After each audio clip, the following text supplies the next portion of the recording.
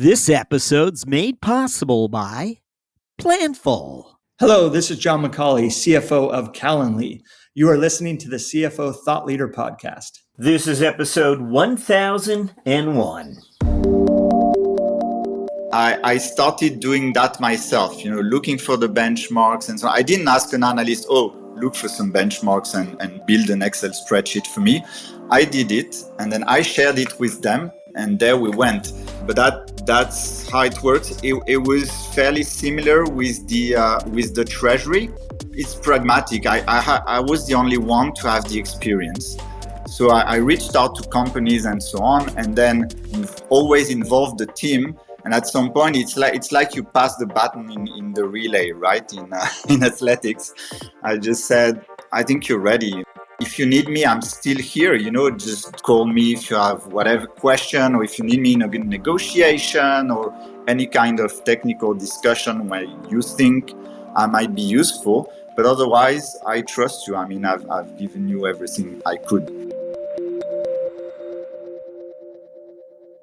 Hi, it's Jack. On today's show, we speak with Julien Lafouge, CFO of Spendesk. Angola might not top the list of destinations to which finance executives typically flock to build their careers. But for Julien Lafouge, it was the starting point of an extended journey. Back in 2001, Lafouge stepped into a pivotal finance leadership role with technology provider Technip. This unconventional beginning forced him to develop a keen sense of resilience and adaptability, or so he explains on today's episode. Our talk with Julien Lafouge begins after this. You know the feeling. A report deadline is looming, and your team is buried in spreadsheets with tasks like bank and payment processor reconciliations, journal entry prep, and cash flow reporting. But what if there was a better way? Ledge automates the tedious work that slows your team down, like high-volume transaction matching, journal entry creation, and even cash flow forecasting. Ledge glues all of your financial data together across your ERP, banks, payment processors, data warehouse, and more, and automates any workflow, no matter how complex or unique to your business. Get real-time cash flow visibility and make cash reporting and forecasting effortless while increasing controls and accuracy. And Ledge requires no IT or R&D resources. Ledge plugs right into your existing stack, so you can get set up in just a few hours. Imagine a world where your team can close the books faster with fewer resources. Imagine audit-ready data all year round. With Ledge, you can finally stop scaling headcount just to keep up with growth. Visit ledge.co, that's ledge.co, to learn more about how you can automate your finance operations without the heavy lift.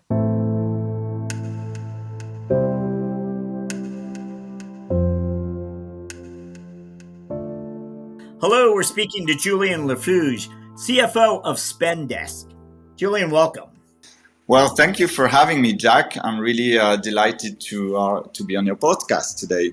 Julien, we're going to ask you to take a look back for us. And as always, we're interested in those experiences you feel helped prepare you to become a CFO. What would those be for you?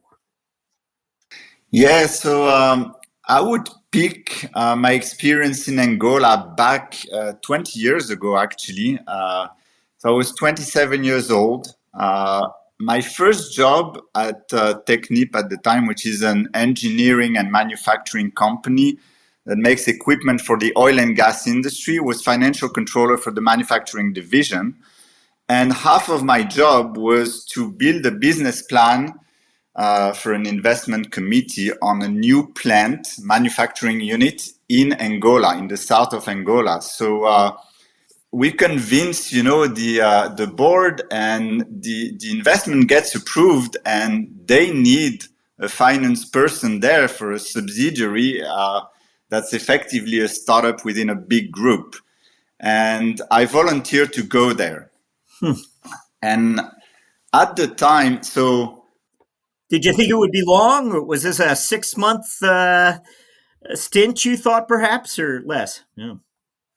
we didn't know, but it was kind of pre-agreed, like 1 year, and we see, right? Mm. And so I arrived there, and Angola at the time had just gone out of a 27-year civil war that had stopped a year before I came in. And so the first sight is you arrive and everything's destroyed. Literally, they didn't have time to rebuild. And first sight you see out of the car window going for your first day to work is actually school children carrying their chair because there's no chair in the school, so they take it from home, right? Plastic chairs. So you're like, okay, let's not take anything for granted, be grateful for what we have, the basics and much more.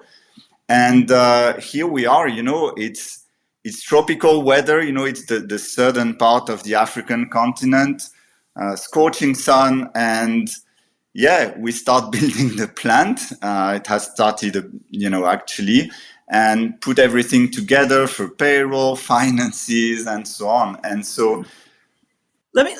Did you have Wi-Fi? I mean, where you are exactly? How are you communicating back and forth? Is it spotty at best, or? yeah, so in fact, even electricity was not 24 hours per day. We had generators. We did have Wi-Fi in the office, or maybe it was cables. I don't remember. We had connectivity, but it wasn't 24 hours a day.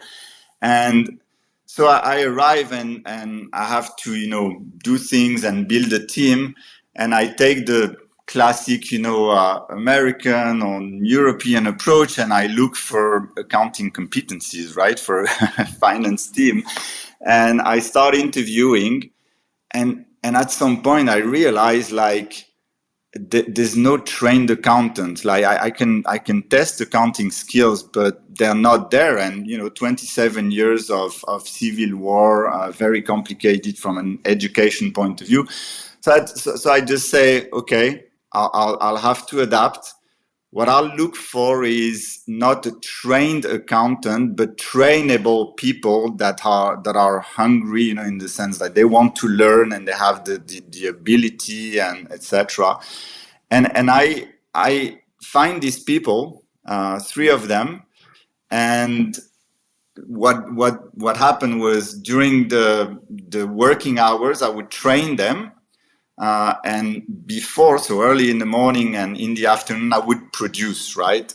And that lasted for more or less 6 months. And after 6 months, they're trained. They do a good job. Actually, even one of them, all Angolans, one of them was an expatriate afterwards, 1 year after, to the UK in the finance team. When you said you trained them, I mean, are you training them how to use Excel, or did they know how to use Excel? I mean, what level of training was required there? It was very basic. As I said in the interview, in fact, I tested, basic math skills and reasoning and so on, but I trained them on everything, Excel, the very basics. And it was good and fun. And we do everything on Excel because we don't have any proper software or whatever. And in fact, I didn't have the accounting, like academic training. I wasn't a CPA. So I learned it by doing. And that was my luck. In fact, that's why I mentioned this experience, because I think I can do my job as a CFO now because I had to do that hands-on at this time. And I learned better by doing. I think that was the opportunity. And I had to manage accounting, reporting. It was a joint venture, so I had to manage, the board as well, board reporting. So it was an exceptional opportunity that was actually given to me somehow because nobody wanted to go to this place, which I enjoyed, but it's not an easy place, right? Why did it appeal to you at the time? What was it exactly that led you there? Uh, Curiosity? Yeah, I think curiosity. I was kind of, free, and I could move around, and probably from a career point of view, I thought it was the opportunity to get up to speed, get a job that I would never get in Europe. Because it was a small company, but I would learn about everything finance because I was CFO of something kind of small, but that's how you learn, right? So that made the decision, and it lasted for a year more or less. Wow. Well, that was quite an adventurous chapter, I have to imagine, when you look back. But you returned to Europe, I believe. Where are you off to next? What happens? Yeah, so as you said, it's milestones and maybe building stones. The irony is that my next job is actually in internal audit. So I audit, processes, not only finance processes. So good learning experience. I'm quite driven by learning up to now, right? I'm much older, but that's important. I would trade off some better remuneration against a good opportunity for learning and developing. I'm not an accountant by training, and that would be maybe the second part that I would mention, which is education. And I think what best prepared me to become a CFO from an academic point of view, I could mention the MBA, right? You learn a lot about finance, corporate finance, what have you. But truth is, what I use most is what I studied in math and physics. It helped me understand concepts such as modeling, orders of magnitude, problem solving, that in fact I use every day. Accounting, I learned it later. You have to know it. But I think this math and physics training was really helpful for me. And at some point, I was like, okay, I've done all this kind of hands-on.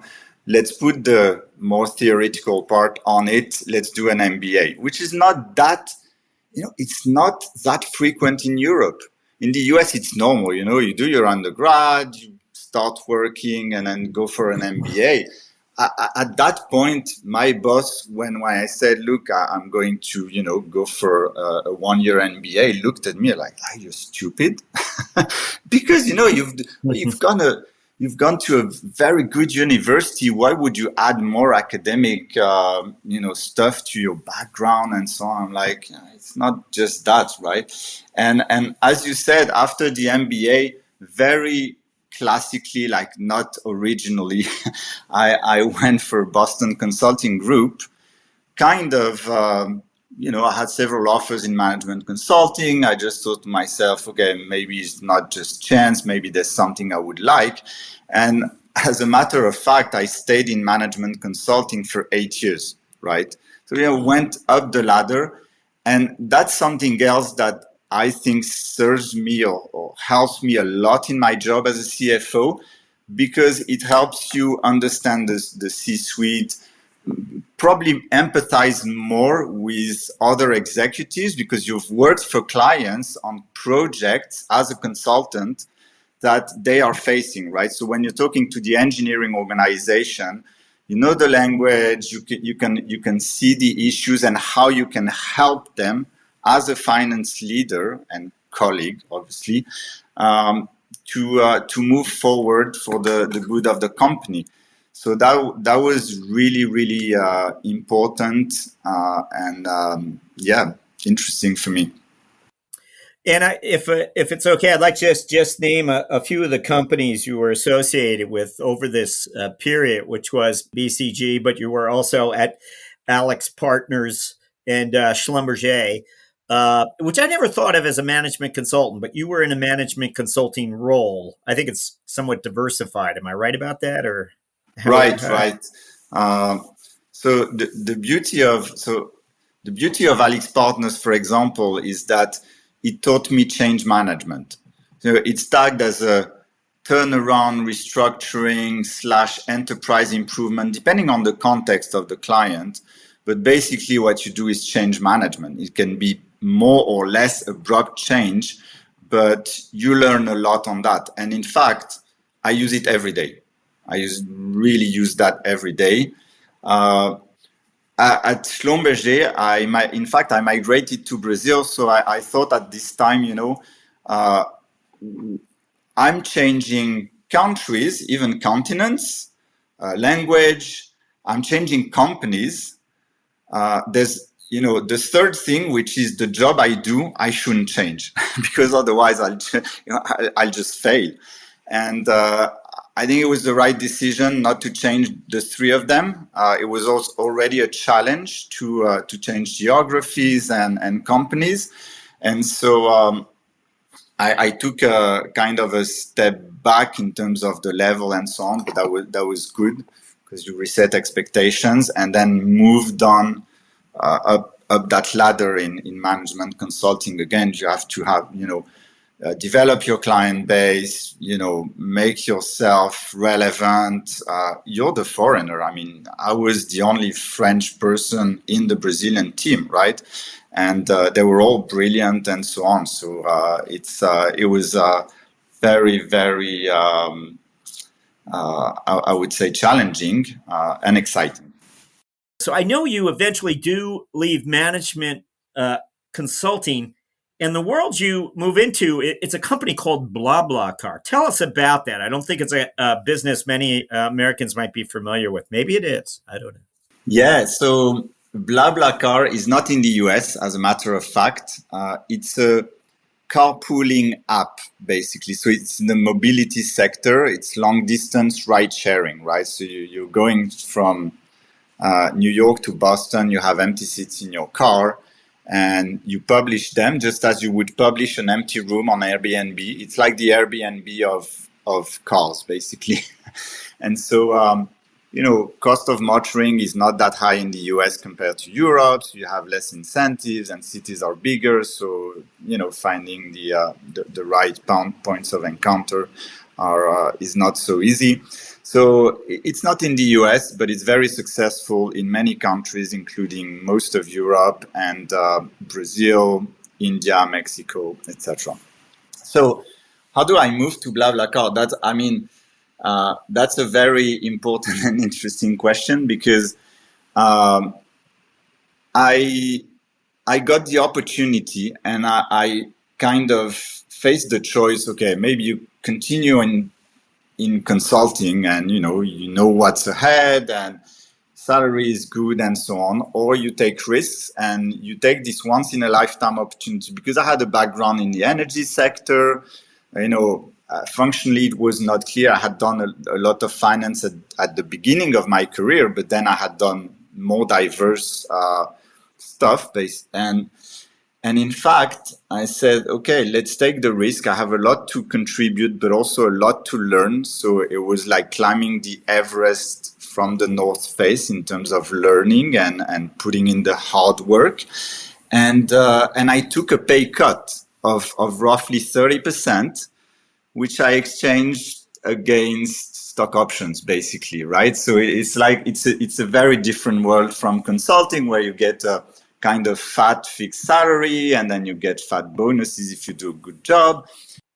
Now, are you deemed a finance executive as you come in? Are they thinking of you in terms of finance, or are you somewhat broader? Great question. So I joined as general manager for Latin America, and I'm in charge of launching Brazil from scratch and Mexico by an acqui-hire of a very small team. Right, and basically we don't use their client base or member base or the product. We reset, right?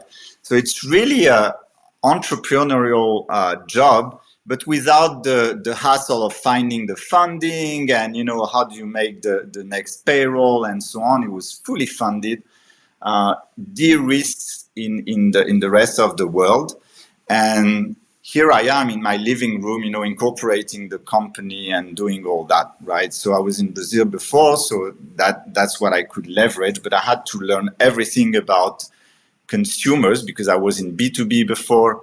I had to learn a lot about marketing because I had never done marketing before.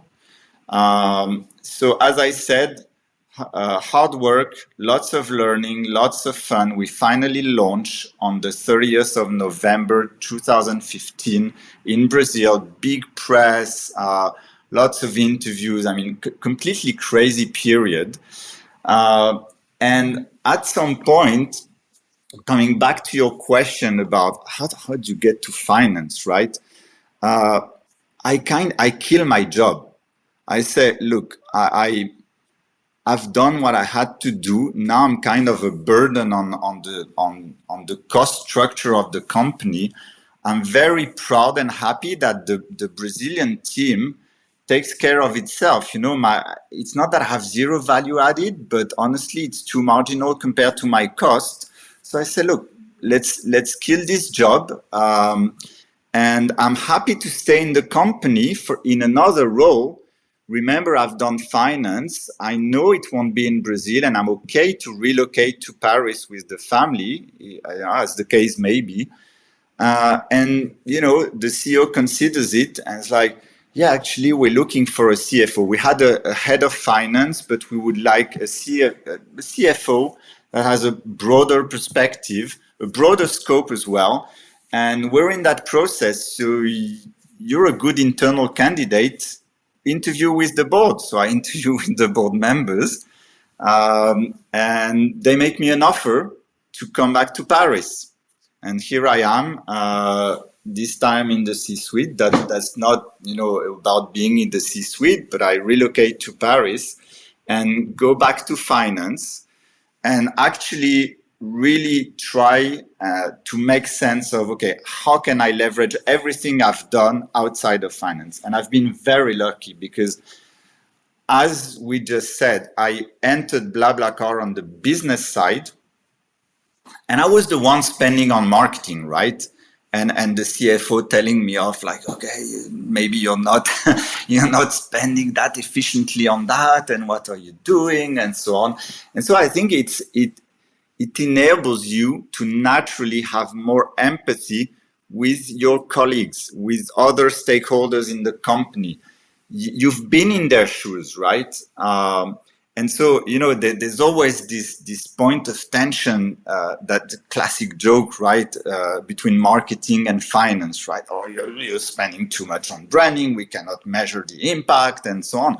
I was on the other side, so it served me well because at that point we really improved the marketing efficiency for the whole company. When I became CFO, we actually make the company break even in a very good, quick time frame, proved the model, and I would have been unable to achieve that if I hadn't been on the other side and if I hadn't done, you know, more generic work in management consulting, for example.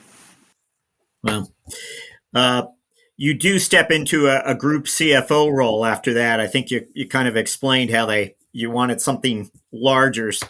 I am curious, and I don't think I'll get this opportunity again. You talked about acqui-hires, and to me that meant as you went to Latin America, it was fragmented. There might have been apps on the market, or there might have been other types of ride-sharing operations, and you would approach them.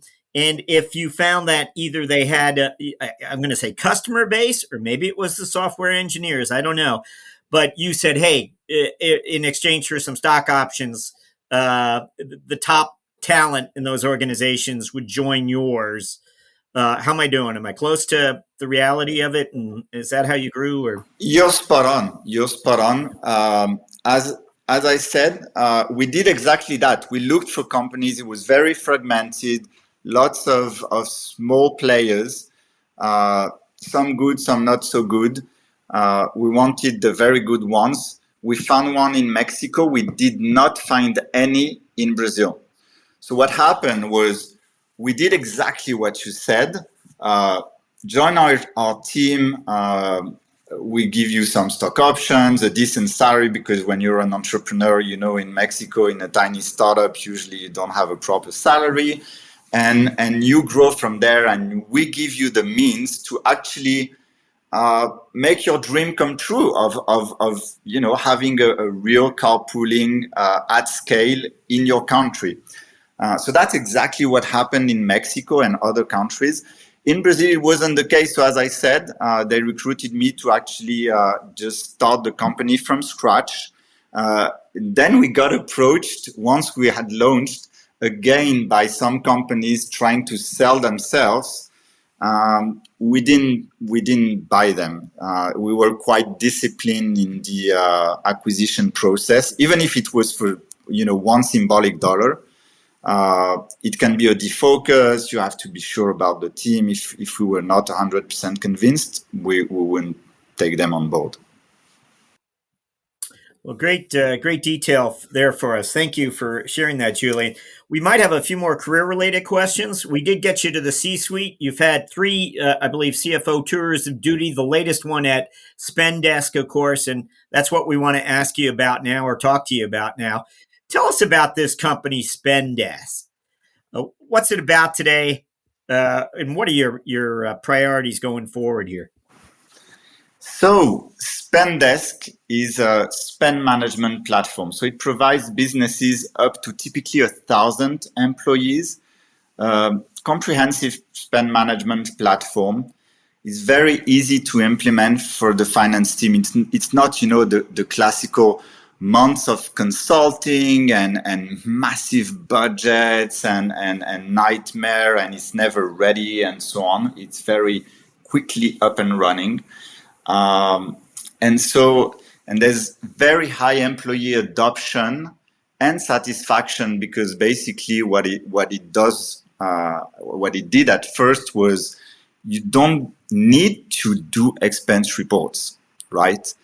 Then it grew way beyond that. It's all the spend management. So you can manage your invoices, you have payment solutions, approval workflows, you have physical and virtual cards that you can use all across the company. And now we've just made an acquisition actually 2 weeks ago, and we're working on the procurement workflows, right? Thanks to this company that we acquired that's called Oko. And was that in Europe, I imagine, or?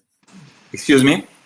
Was that in Europe, that acquisition? Or? Yes. It was in Europe. Yeah. And so I think what's important to note is that the value, we talk to finance people, right? These are the deciders. These are our clients.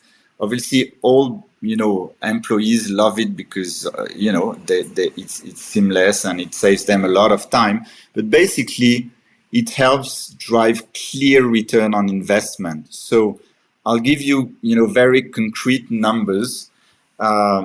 Typically, we have 5 accountants at Spendesk in the finance team.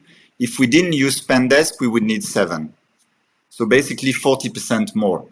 So obviously, Spendesk creates this value. It has accounting automations. We're interfaced with both ERPs, finance ERPs, HR information systems, and so on. So basically, you say that we create this value, and obviously we share with the customers, right? And to your point about differentiation, I guess customer service is really recognized. We have response time in minutes. We don't want to let our customers down, even for minutes. Technology is very easy to implement.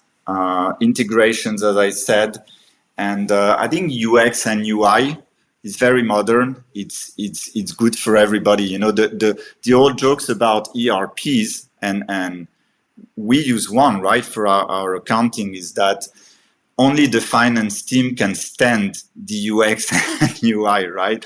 But not other users. What we propose at Spendesk is that if you're any employee in the company, you use Spendesk, you will like it. Well, can you tell us something about the capital structure of the company? Just perhaps an abbreviated history for us. Yeah. So Spendesk is a young company. It's 8 years old. It has a typical, I would call, scale-up capital structure, so fairly simple. Mostly, we did fundraising, equity, a bit of debt, but very, very little. And so basically your balance sheet is simple. You have cash on one side and, the equity you raised on the other as liability and very little debt, as I said.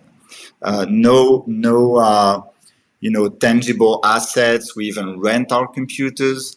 And a lot of IP, basically, what we've developed is in the intellectual sphere and not the material sphere. It's a SaaS business. You arrived there about 2 years ago. Have you raised money since you've been there, and will that be a priority going forward over the next 12 months? So we have not raised money since I arrived. There was a fundraise just before I arrived. So we're well capitalized. Now we're focused on execution and making good use of the money that was raised and working on a profitability path that ensures that, we don't need to raise money. I think what you want to you don't want to be in a position where you're against the wall and you need to raise money, especially because capital markets are still kind of very difficult to read and so on and to navigate. So basically we want independence and work towards profitability. If we need to raise money, and when you have a good story, you can raise money. If we want to do a big acquisition, obviously that's a good reason to raise money, but that's the path we're on. Curious how you, again, 2 years, you've made some choices here already as far as how finance is organized. Can you tell us a little bit? You mentioned those 5 accountants and how you're using the technology yourselves. But tell us a little more about how you might have organized things or done things a little differently. We're always interested, of course, in your FP&A talent as well. Where are they? Is it a team of 1 or 2 or how many might be? Yeah. So quickly on FP&A, because that's a part of the team. Obviously, it's to your question, it's a classic organization, right? You have FP&A, you have accounting. What I added was treasury, and I reinforced the billing side. Okay. Then I have the legal as well. We can come back on that. But so you see, it's a fairly classic organization. FP&A consists of 3 people, very brilliant, very productive. I must say, when I arrived, I was very lucky because I inherited a great team. So to your question, I didn't have to do a big overhaul or, change people and so on. What I did was what they had was good processes, but undocumented processes. So it was in their head. So it's not very resilient when someone goes on parental leave or just goes off sick. So there was one effort about documenting processes, both in FP&A, accounting, and so on, building the treasury and automating it. So that was me. That didn't exist before. I had experience in that in 2 of my previous CFO roles, and I love the treasury management side. I think it's very important. It's a beautiful job because you can actually measure how it pays for itself, right? I mean, if you invest the cash wisely and so on, it's fascinating. In big companies, I think you can do a 40-year career without getting bored at any point, just in treasury, right? In smaller companies, I guess it depends. On FP&A, I invested a lot in training at the beginning. It was like, let's say, rough diamonds. And I think my consulting background helped me a lot in that because it was about analytical and presentation skills. And in fact, analytical in the sense that to me, it really starts at problem solving, like what are you going to analyze and for what output, kind of, you have to have an hypothesis about what you're going, what your deliverable is going to look like. And therefore, you move it to the next level when you say, okay, I do the analysis and I do the so what's, because what you don't want is an analysis that's so whatless, or you leave it to the client. Like, okay, you hand over the analysis, just manage yourself to draw conclusions. So we want to do that extra mile. We are invested, as I said, in training so that the team could do that, and it worked. It worked beautifully. I think it added a lot of value to the business, and it helped the as we say, business partnering, kind of buzzword, but that's a reality. It's like consulting in that respect, if I was to take your original thought. Yes. Yeah. It's been said before. Curious, though, along the way, was there a number or metric? And we know it's a SaaS company, so we know it's the typical unit economics and lifetime customer value and renewable revenues. But we're wondering, when you arrived and over the last 2 years, did you bump up against something, a number that you realized was being overlooked, or a measurement of some kind that just was being not interpreted the way you believe it needed to be across the organization? I don't know what it might be, but some number or metric that was not being exposed in the light you needed to bring to it. Anything come to mind? And I'm speaking very broadly to allow you to cast a wide net here. Yeah. No, there's one that clearly comes to mind, which is, cash efficiency. So how much are you burning overall? I like macro metrics, because you start from there, right? If you're in the C-suite, and then you go down and decompose. But it's basically how much are you burning to generate $1 extra of revenue, right? And so, in the SaaS business, the parallel to that for the revenue organization, when you focus on your revenue engine, is the magic number. I also like to look at it from a company point of view, because there's not just your commercial engine, you have engineering and so on. And so that's the one that was overlooked, I think, and that I put forward. The beauty is that there's a lot of benchmarks on the SaaS industry. So you have a lot of references that you can use. Now, is that something you would point the M&A team to? Can we get on top of this? Or is this something you personally dug into a little bit yourself, or wonder how you operate sometimes? That's a very good question, because I do things myself. I'm an individual contributor on some aspects, just because I have the experience and maybe my team does not, because they're junior or whatever. So I started doing that myself, looking for the benchmarks. And so I didn't ask an analyst, look for some benchmarks and build an Excel spreadsheet for me. I did it, and then I shared it with them. I handed over, and there we went. But that's how it works. It was fairly similar with the treasury. I started it because I was it's pragmatic. I was the only one to have the experience. So I reached out to companies and so on, and then always involved the team. And at some point, it's like you pass the baton in the relay, right? In athletics, I just said, I think you're ready. If you need me, I'm still here. Just call me if you have whatever question, or if you need me in a negotiation or any kind of technical discussion where you think I might be useful. But otherwise, I trust you. I mean, I've given you everything I could. I think a big part of your world is the customer experience today. Can you share with us, was the data where it needed to be there? Did you feel confident as you stepped into the role they did have the lines of sight into what customers are up to? Or was there something you had to take to the next level there? The data was there. Sometimes, too much data kills it. You want to be selective, because, you have, I think what we had at some point were too many dashboards. But many of them, you didn't really know what to do in terms of decision making. So at some point, it's overwhelming. You'd rather kill some dashboards, and it's good doing so. It's like spring cleaning, in your cupboard with your clothes.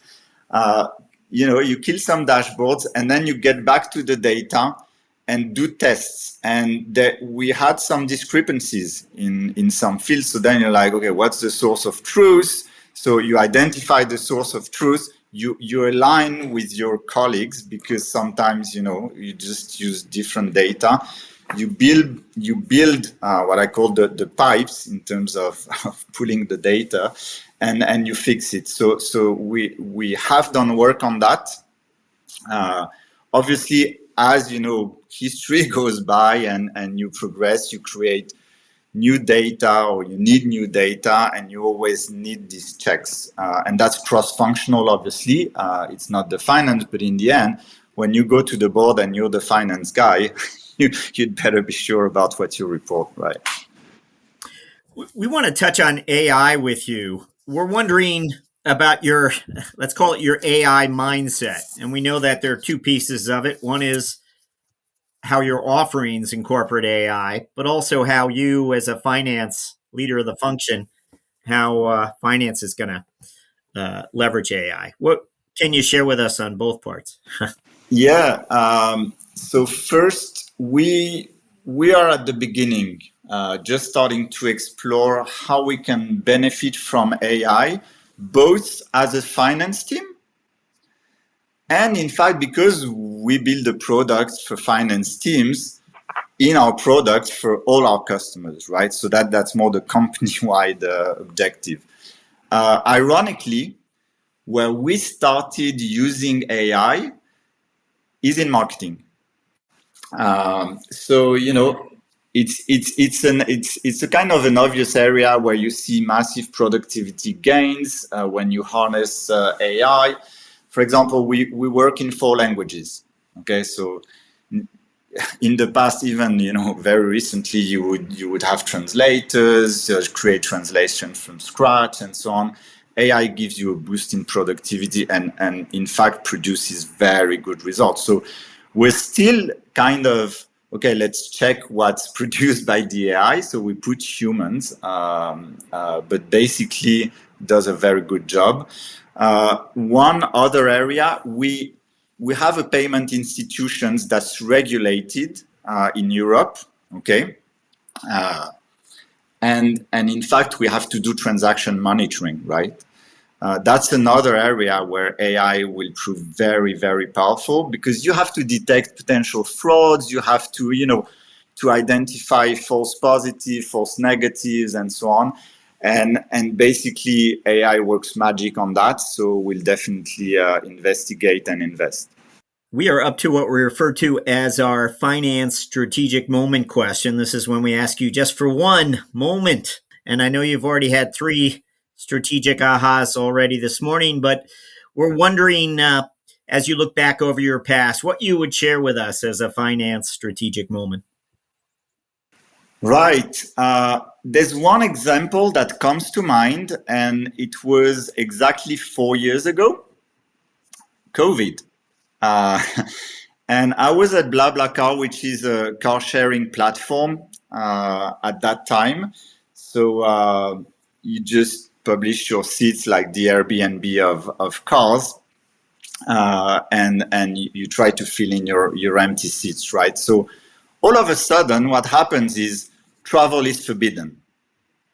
Your turnover goes to 0. and you're the CFO of the group. And yeah, that's a strategic moment. I think that's, I hadn't thought about the term, but I'm glad you asked, because that's what popped up to mind automatically. And so our turnover goes to 0 overnight. What do you do? And in fact, we had very sophisticated models, right? I had the strategy and FP&A departments, okay? Brilliant analysts, model with 200 variables. And we're here with the CEO stuck in our homes, trying to do the macro planning on how do we make sure that this company survives whatever the scenario, whatever the duration of this crisis, of this travel ban, and basically I look at the models and try to get hold of them to do simulation, right? Scenarios, etc. And they're too complex for my brain and for the CEO and myself to play with them, play in terms of, okay, let's simulate this and that, And so what I did at the time was I just took one night and built a model from scratch, a very simple one, not 200 variables. And that's where I realized that I really value, being directionally right rather than precisely wrong. Because what I would have done with the fancy, complex model would have been precisely wrong. This I'm sure, And the lesson is, don't work on the decimals.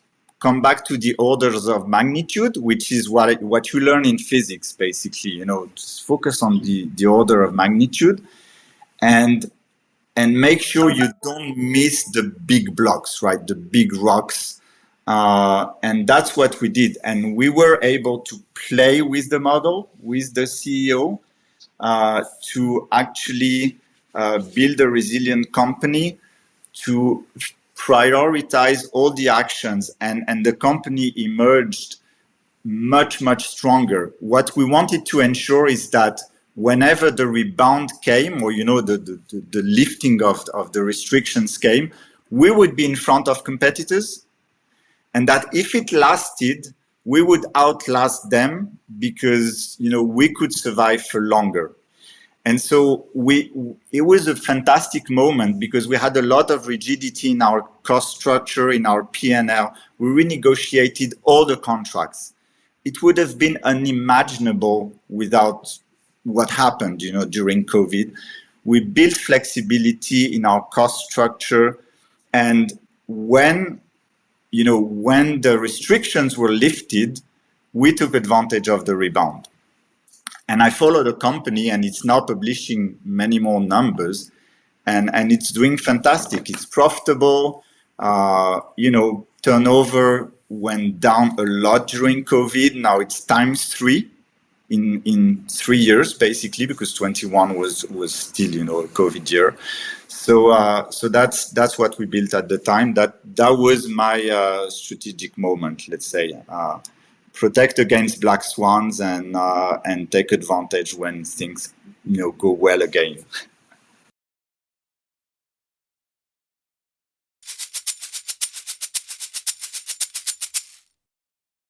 This episode is presented by Avalara. That's the sound of not worrying about sales tax compliance. Because when you automate it with Avalara, you don't have to worry about collecting sales tax or tracking who and what is tax exempt. With Avalara, you don't even have to worry about new tax laws and regulations. Avalara does it for you. If your business sells internationally, Avalara has you covered with cross-border tax compliance solutions. And when it comes time to file tax returns, Avalara automatically takes care of that too, giving you one less thing to worry about. Avalara has managed billions of sales for small, mid-size, and enterprise businesses, and seamlessly works with your current sales, e-commerce, and accounting platforms. Take the worry out of tax compliance with Avalara. Learn more at avalara.com. That's AVALARA.com.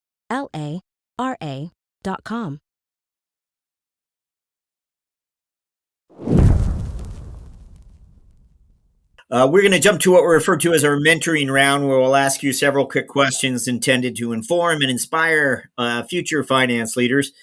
We're going to ask you to look back again to that chapter at BlaBlaCar where you stepped in to the CFO role now.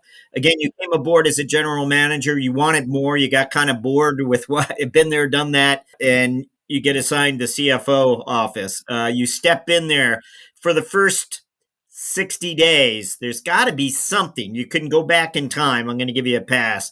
You get to go back and tell yourself this. Is there something you wish someone had told you back then, just as you got into the role for the first time, and something you didn't expect? So this is what it means to be CFO. Didn't know this. Whoa. I, I think one piece of advice I would really have liked to have before was you have to create buying around you, especially when it's about fostering change or putting things in motion. Uh, Creating buy-in is more important than being right. If you're right, you've done the right analysis, you're the rational guy, you have made all the calculations and so on, but you don't create buy-in, you'll be right, but alone, and the company will not move in the right direction.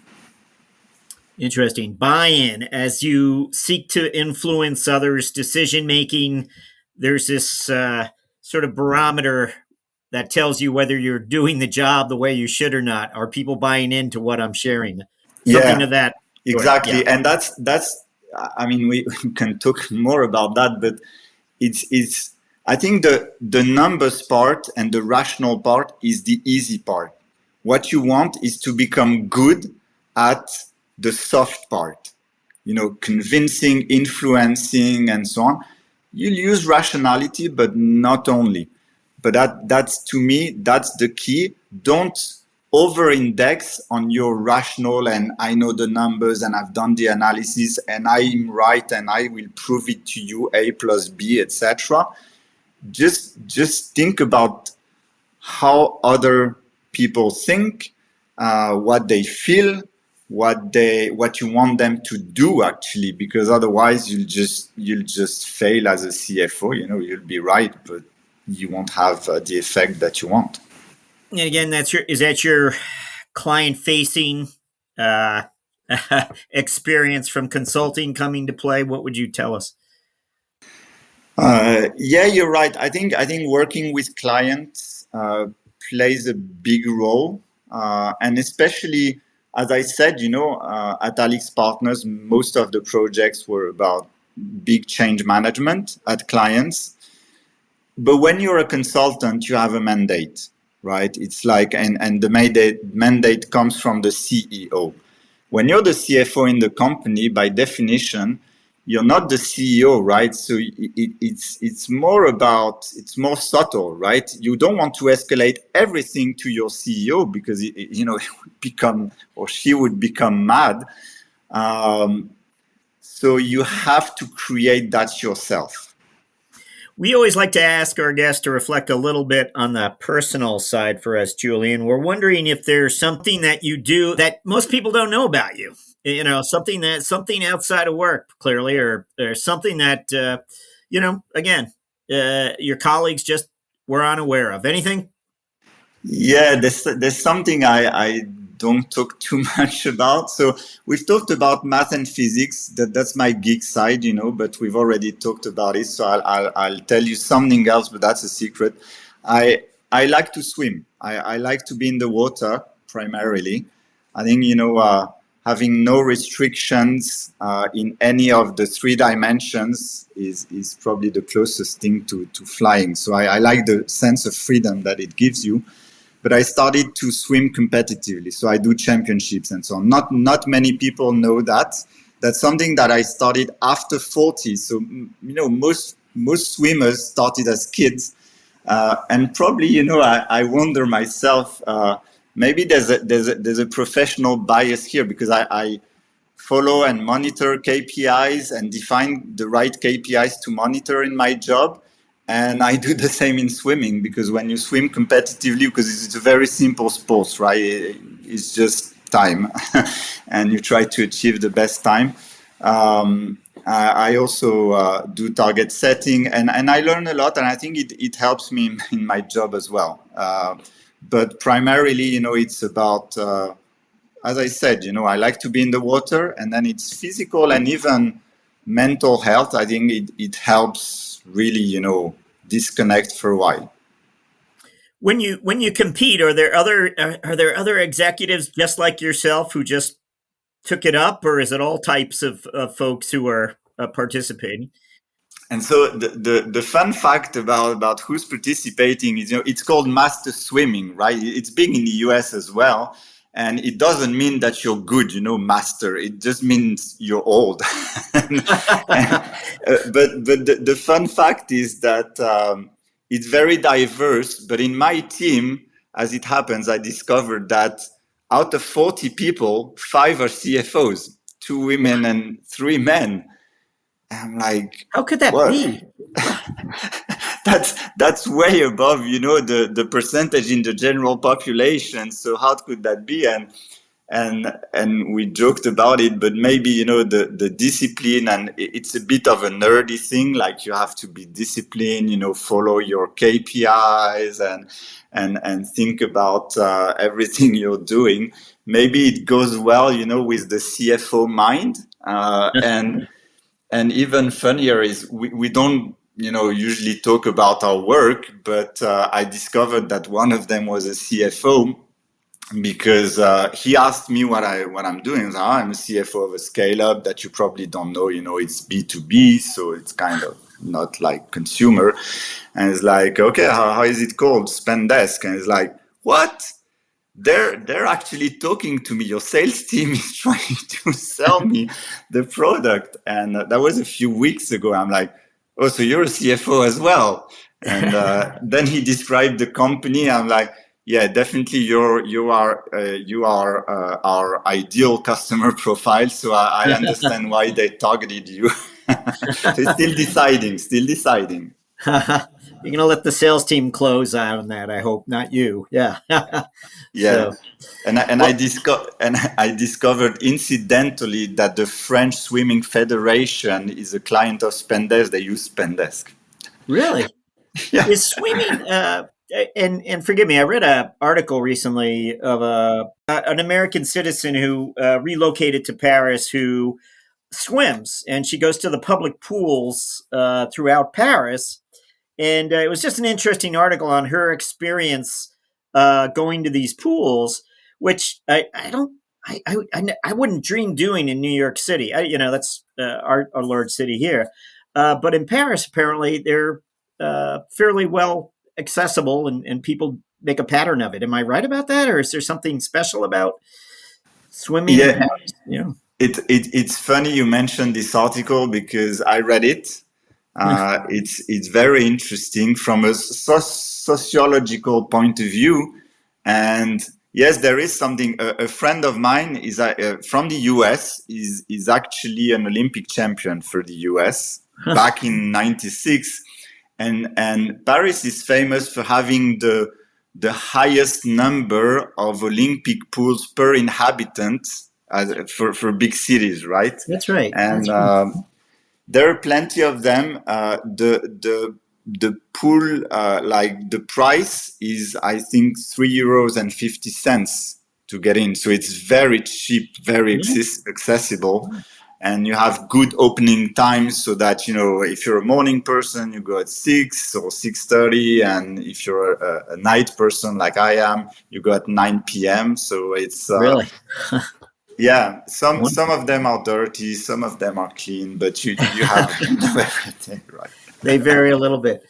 That's really interesting. And again, it was a surprise to me, and something I've never thought about much before. If you travel or live in a different city, do you have access to train? And I'm glad you saw the article. I thought, this is really unusual. It was all news to me. So I remember reading the whole thing. Yeah. I think it was in the New York Times, if I remember well. Yeah. And it was so good that it was translated and published in the French press. No kidding. No kidding.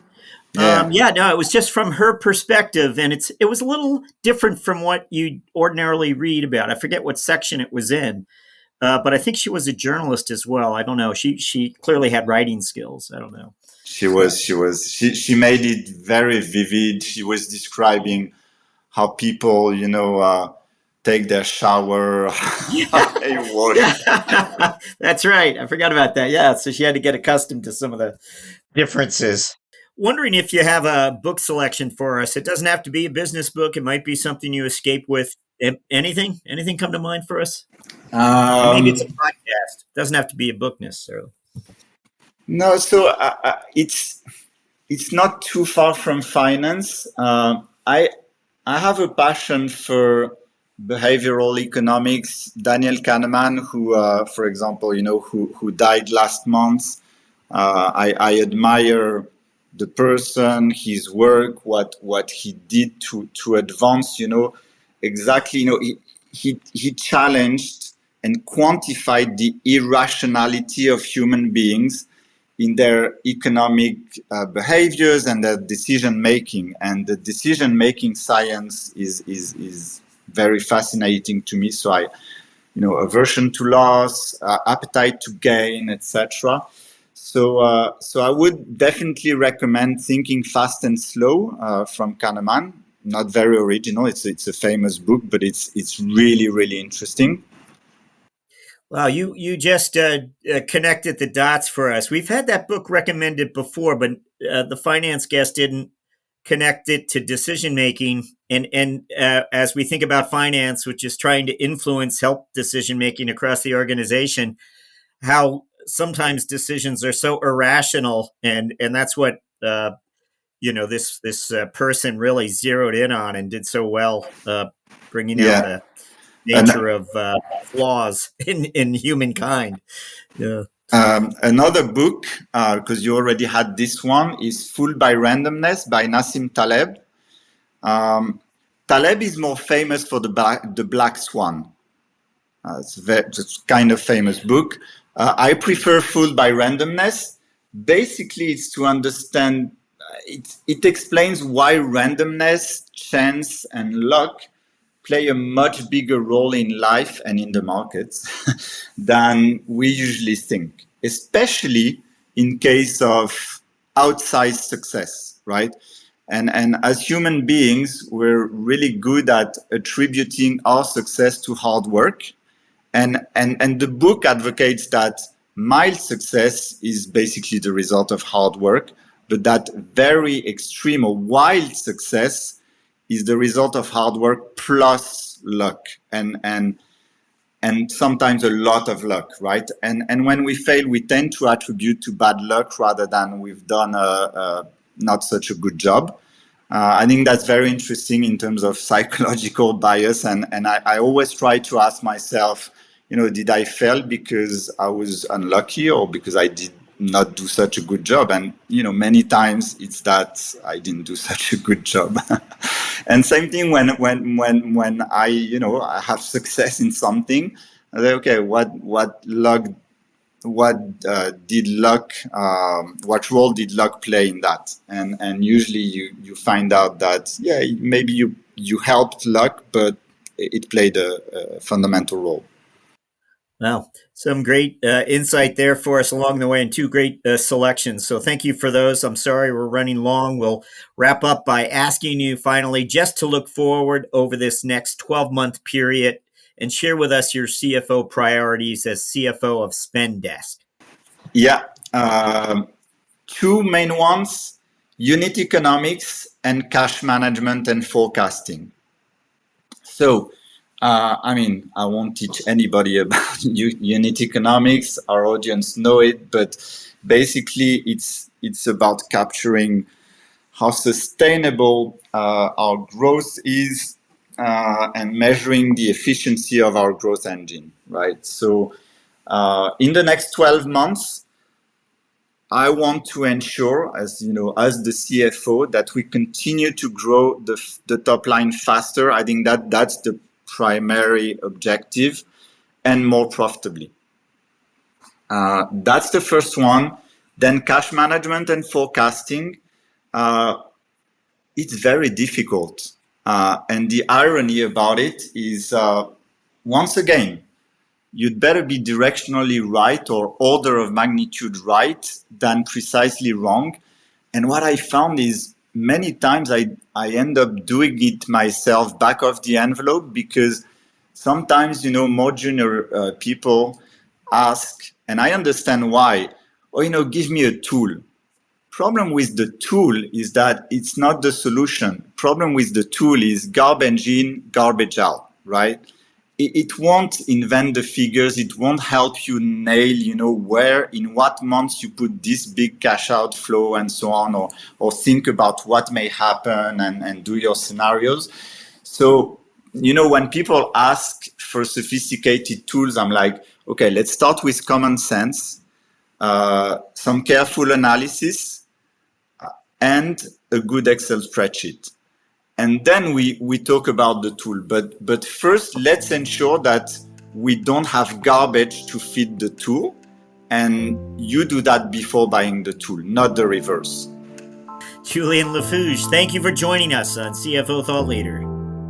Thank you so much for having me. I really enjoyed the conversation.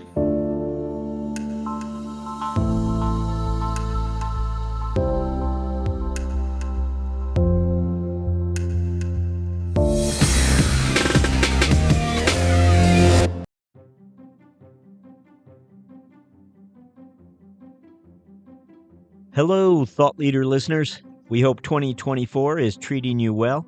If you haven't already, we hope you'll pay a visit to CFOthoughtleader.com and go ahead and subscribe to our Mentoring Round newsletter, where we highlight the career lessons and moments of strategic insight shared by our recent CFO guests. Also, LinkedIn users, please go ahead and follow our CFO Thought Leader company page, and you'll be certain not to miss a single Thought Leader video debut. CFO Thought Leader, the #1 thought leadership platform exclusively for and by CFOs. As always, thank you for listening.